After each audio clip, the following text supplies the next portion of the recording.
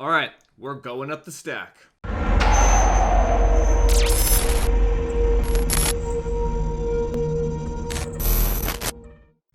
Hey guys, welcome to Frame Chasers. Today we're going to be doing GTX 1060 6 gig versus a RTX 2060 6 gig. I never actually owned a 1060 before, but my buddy had one and I grabbed it off him. The deal was I would get to do a video on it if I power modded it for him. So that was a pretty good deal. What I'm really curious to see is how far a 1060 can get essentially pushed. If you push a 1060 and you push a 2060 as far as they can go, what's the performance gap there, generationally speaking, right? Maybe that can give us a clue as to how far the 3060 jump might be. I mean, maybe? I'm also kind of curious to see how a GTX 1060 holds up against an RX 570. Because, yeah, the RX 570s are they're like rats. They're everywhere and they're cheap.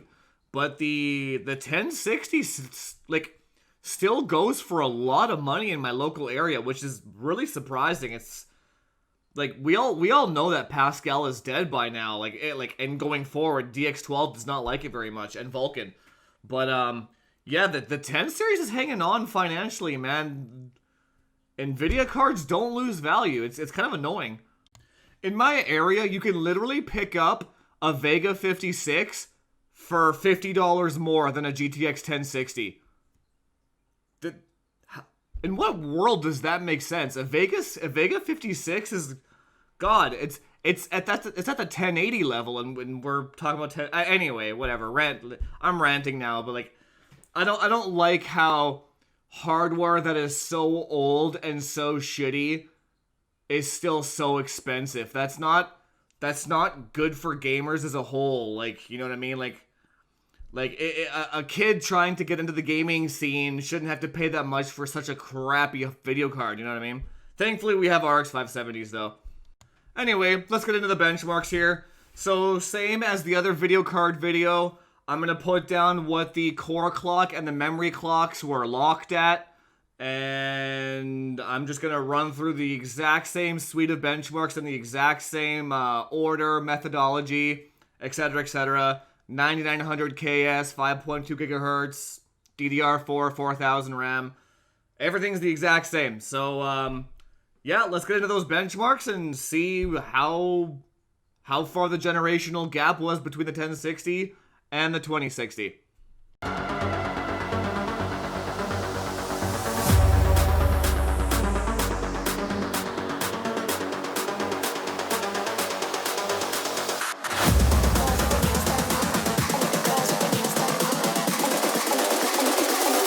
Girls with their nails done now.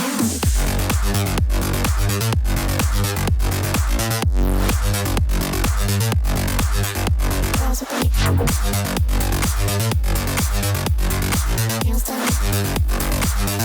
Girls with their nails done. Girls with their nails done.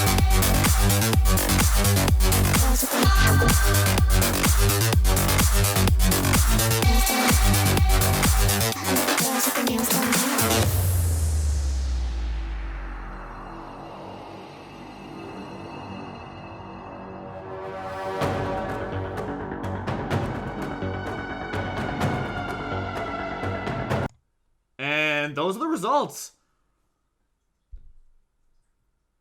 Yeah. I actually had to double check a few of those 1060 numbers because they were so low.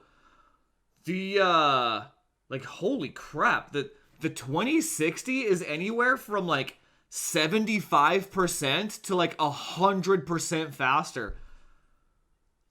What the hell? Why does Turing have such a bad reputation? What? That makes no sense. Like, I pushed that 1060 as far as it could go. Obviously, I did the same with the 2062, to be fair. But, yeah, the 2060 KO is like twice as fast as a GTX 1066 gig. I don't know if that's down. It has to be down to the Pascal architecture, the Turing architecture, like just the async compute of the Turing. It can do two operations. I mean, okay, if you put it this way, the Turing architecture can do two operations at once, and the Pascal one can only do one.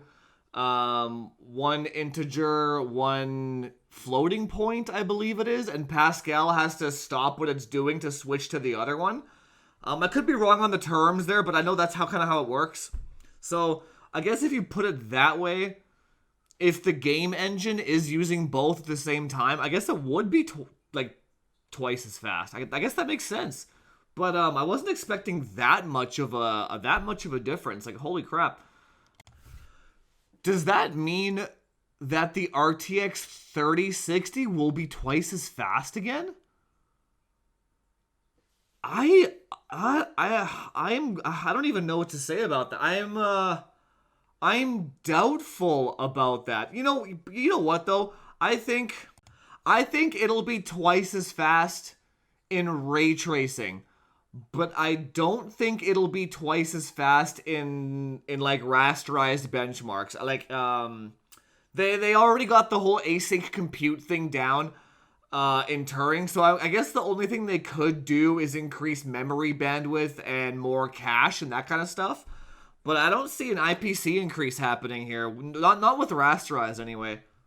Then again, if they are shrinking down to a node that's almost half the size, they could put twice as many transistors in there. And yeah, I don't know. I'm still just kind of blown away that the 2060 is literally twice as fast as a 1060.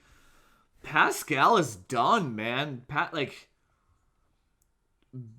I'm kind of shocked that Pascal died that quickly. That's like yeah, is Turing gonna die that quickly? I'm kind of, my brain's kind of melting here. I probably see on the camera. I'm just like dumbfounded at what the hell what just happened. You know what? Actually, it actually does make sense. I just Googled it, and the GTX 1066 gig has 1280 CUDA cores, so like 1300, and the RTX 2060 has 1900. So that's what, 70% more? So 70% more CUDA cores, and they can do two operations at once. The math actually does line up. I'm just kind of surprised that they're both like 60 class cards. I kind of feel like GTX 1060 owners kind of got gypped a little bit. But I guess the 2060 is awesome. Like, damn, that's sick. In that regard, though, the 3060, unless there's like some kind of crazy way to do three operations at once, I don't think games use FP8 and FP4. That's more of like a tensor thing. But I guess they would have to actually double the CUDA cores in the 3060. But let's take 1900 CUDA cores times 2. The hell is that? That's 3800 CUDA cores. That's higher than a 2080 Super. So they would have to bring the 2080 Super level down to a 3060 for it to double the performance again. I need to get my hands on a 960 to see if it was double. I have to get my hands on a 1080 too to see if that's double a 2080. That's crazy. I kind of want to go on a Pascal benchmarking spree now just to confirm all this. But yeah, anyway, those are the numbers. The numbers don't lie. I mean, as surprised and in disbelief I may be, the numbers 10 series is done. If you have a 1080 Ti or a GTX 1080, sell that shit now. That if what these numbers telling us is true, and you notice that all the games that I benchmark are pretty modern. They're all DX12 and they're all Vulkan and they're all like Battle Royale, AAA. Yeah, they're all really. We're not benchmarking Counter-Strike here, you know what I mean? So if this is any indication of what's going to be happening to Pascal cards going forward, get rid of it.